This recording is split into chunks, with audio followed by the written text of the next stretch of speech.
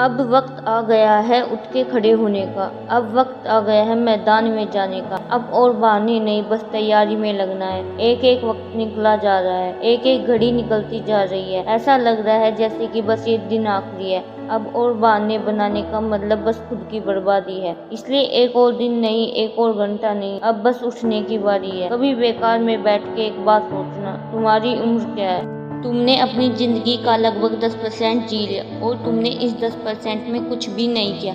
वक्त निकल रहा है, तुम कुछ करो तो भी, तुम कुछ ना करो तो भी। इसलिए अब खुद को काबिल बनाने की बारी है। अब कुछ करने की बारी है। सुबह की पढ़ाई शाम को टाल दी, शाम की पढ़ाई कल पे टाल दी, कल की पढ़ाई परसों पे टाल दी। ऐसे थोड़ा ही होता है यार, जिंदगी मजाक थोड़ी है।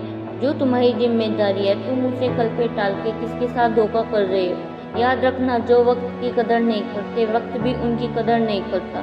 जब तुम ऐसे एक एक काम को कल पे टालोगे तो एक वक्त ऐसा आएगा वक्त तुम्हें कल पे टाल देगा। उस समय तुम्हारे पास रोने के अलावा कोई ऑप्शन नहीं बचेगा। उस वक्त तुम बस खुद को कोसोगे, काश वक्त दोबारा उससे मिल जाता तो मैं तैयारी कर लेता। एग्जाम हॉल में बैठ के खुद को कोसोगे, काश एक दिन और मिला होता तो मैंने तैयारी कर ली होती।